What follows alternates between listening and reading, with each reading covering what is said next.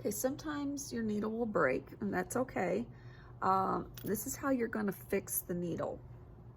So there's a screw right here that holds the needle in place, and you're going to turn to take the needle out that's broken. You're going to turn the screw towards you and pull out the broken needle. Just go ahead and throw that away.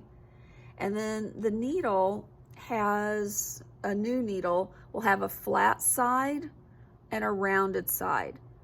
The way I remember it is the flat side would always go like towards a wall because it could be flush against the wall, and the rounded side always goes towards you.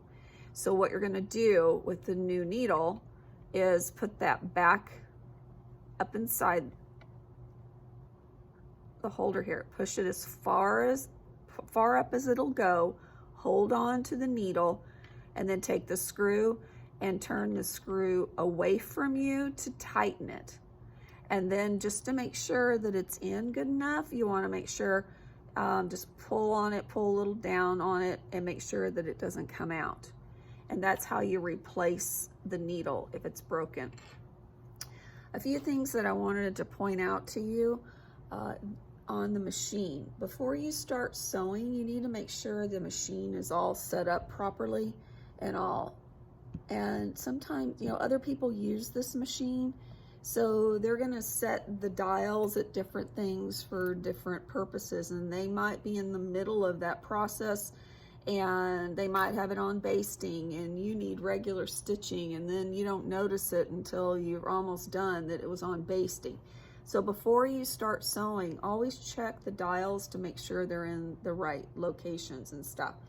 So this particular dial right here, this one here, this regulates the different widths of a zigzag stitch. So you need to always make sure that it's on 0 when you're stitching regular stitching. This knob right here will move to the right and to the left. Make sure that it's up and down in the center, because that's the position of the needle. And it'll tell you right here. So up and down is that the needle is in the center position. If you move it over to there, it's to the left. If you move it over there, it's to the right.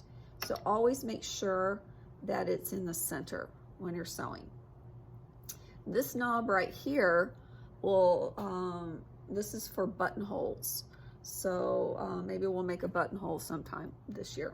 So that's a buttonhole. This is the stitch length. How close do you want the stitches together? How wide should the stitches be?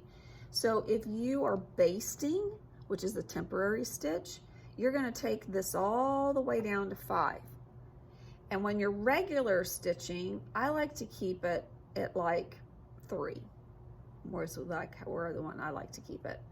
And so that's where that knob should be for regular stitching. Now, when you do back stitching or back tacking, that's to secure the stitch so that it doesn't come out. And how you do that is you hold this lever up and you'll stitch a couple of stitches, and then, you'll stitch a couple of stitches with it down, and then you'll hold the lever up, keep the lever up, and you're going to back tack a couple of stitches, and then release the lever, and then you'll continue sewing. This is how you back tack, just holding this up and holding it. And you don't need to worry about this one. Just make sure that it's on the green. Just make sure it's on the green. Let's see what else. What else do I want to show you? Oh, the thread cutter, which I showed you earlier. Let me see if I can get the camera to move over there. The thread cutter is right here on this side. And hand wheel is over here. You always want to make sure the take-up lever is always at the top and turn the hand wheel towards you. The power button is over here. It's a little knob that you turn. And sometimes students will say, Ms. Jeffrey, my sewing machine's not working.